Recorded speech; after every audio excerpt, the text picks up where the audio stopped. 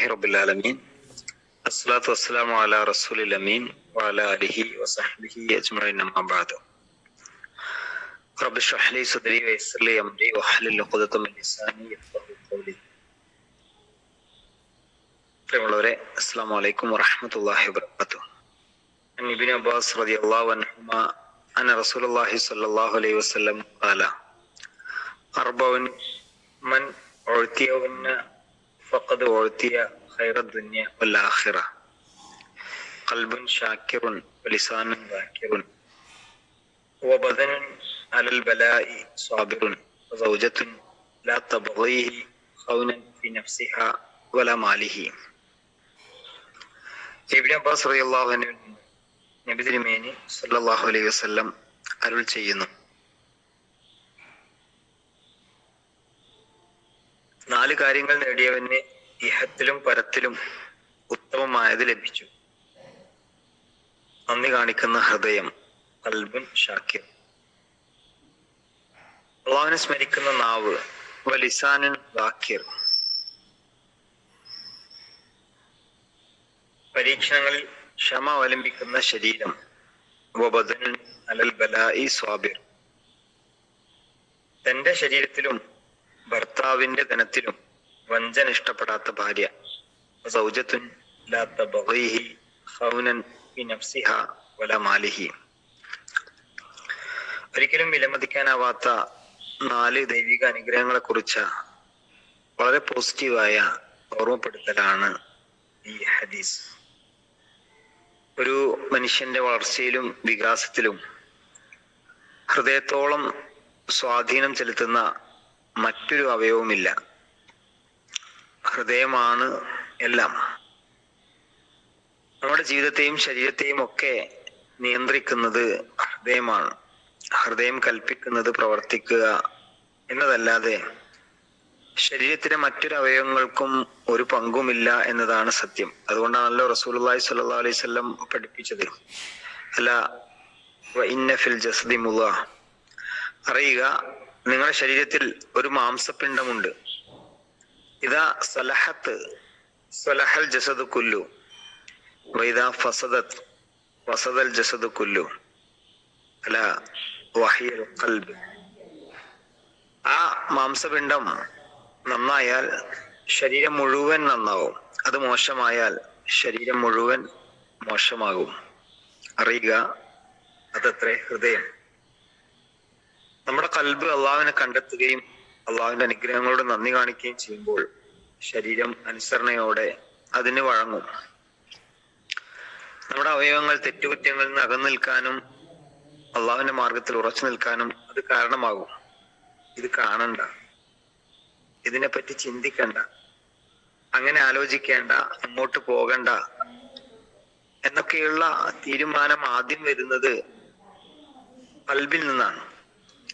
അത് കുഴപ്പമില്ല, ഇങ്ങനെയൊക്കെ അല്ലെങ്കിൽ പിന്നെ എങ്ങനെ, ഇതൊന്നും വലിയ പ്രശ്നമല്ല, അതൊന്നും ആരും അറിയൂല, ഇങ്ങനെയുള്ള നിർദ്ദേശങ്ങളും വരുന്നതും നമ്മുടെ ഖൽബിൽ നിന്നാണ്. മനസ്സ് നന്നായാൽ തെറ്റുകുറ്റങ്ങളിൽ നിന്ന് വിട്ടു നിൽക്കാനും അള്ളാഹുവിന്റെ മാർഗത്തിൽ ഉറച്ചു നിൽക്കാനും നമുക്ക് സാധിക്കും. എന്നാൽ മനസ്സ് മലിനപ്പെട്ടാൽ അവന്റെ ജീവിതം തന്നെ നഷ്ടപ്പെട്ടു എന്നതാണ്, അഥവാ മോശമായി എന്നാണ് ഈ ഹദീസ് നമ്മെ ഓർമ്മപ്പെടുത്തുന്നത്. റസൂലുള്ളാഹി സ്വല്ലല്ലാഹു അലൈഹി വസല്ലം ഒരിക്കൽ പറഞ്ഞു, ലാ യസ്തഖീമു ഈമാനു അബ്ദിൻ ഹത്താ യസ്തഖീമ ഖൽബുഹു. ഹൃദയം നേരെയാകുന്നവരെ ഒരാളുടെ വിശ്വാസം നേരെയാവുകയില്ല. വലാ യസ്തഖീമു ഖൽബുഹു ഹത്താ യസ്തഖീമ ലിസാനുഹു. നാവ് നന്നാകുന്നവരെ ഒരാളുടെ ഹൃദയവും നന്നാകുകയില്ല. അതുകൊണ്ട് നന്ദിയുള്ള ഹൃദയം, ഖൽബുൻ ഷാക്കിർ, അള്ളാഹു ചെയ്ത അനുഗ്രഹങ്ങൾ, അള്ളാഹു ചെയ്തു തന്ന ദുനിയാവിലെ സൗഭാഗ്യങ്ങൾ, ഇതെല്ലാം ഓർത്ത് അള്ളാഹുവിനോട് നന്ദി കാണിക്കുന്ന ഒരു ഹൃദയം വിശ്വാസിക്കുണ്ടാവണം എന്നാണ് ഈ ഹദീസ് നമ്മെ പഠിപ്പിക്കുന്നത്. രണ്ടാമത്തെ കാര്യം, അള്ളാഹുവിനെ സ്മരിക്കുന്ന നാവാണ്. കെട്ടഴിച്ചു വിട്ടാൽ ഒരുപാട് അപകടമുള്ള, എല്ലില്ലാത്ത നമ്മുടെ ശരീരത്തിലെ ഓരോരുത്തരുടെയും ഏറ്റവും പ്രധാനപ്പെട്ട ഒരു അവയവമാണ് നാവ്. നാവ് നന്നായാൽ നമ്മുടെ മനസ്സ് നന്നായി, മനസ്സ് നന്നായാൽ വിശ്വാസം നന്നായി എന്നാണല്ലോ തൊട്ടു മുൻപ് ഹദീസിൽ നമ്മൾ പഠിച്ചത്. അള്ളാഹുവിനെ സ്മരിക്കുന്ന നാവ് കൊണ്ട് എല്ലാം നമുക്ക് പറയാം.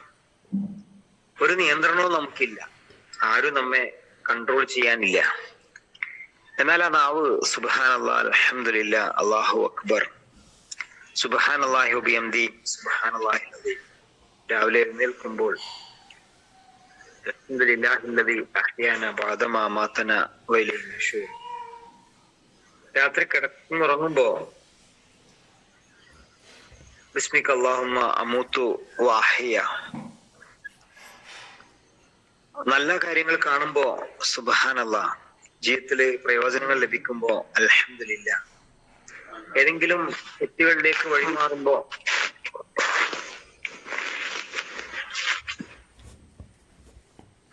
നഊദു ബില്ലാഹ്. ഇങ്ങനെ നമ്മുടെ നാവ് അള്ളാഹുവിനെ കുറിച്ച് ഓർക്കുന്ന, അള്ളാഹുവിനെ സ്മരിക്കുന്ന ഒരു മാനസികാവസ്ഥയിലേക്ക് മാറുക എന്നത് വളരെ പ്രധാനപ്പെട്ട കാര്യമാണ്.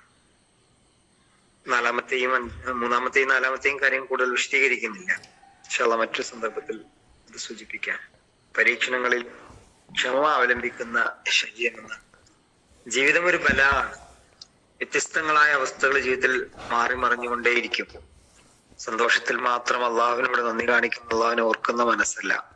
കഷ്ടപ്പാടുകളും പ്രയാസങ്ങളും രോഗങ്ങളും മരണങ്ങളും സാമ്പത്തികമായ നഷ്ടങ്ങളും ഒക്കെ ജീവിതത്തിൽ വന്നേക്കാം. അത്തരം പരീക്ഷണ സന്ദർഭങ്ങളിൽ ക്ഷമ അവലംബിക്കാൻ കഴിയുക എന്നത് ഈമാനിന്റെ ഏറ്റവും വലിയ താല്പര്യമാണ്.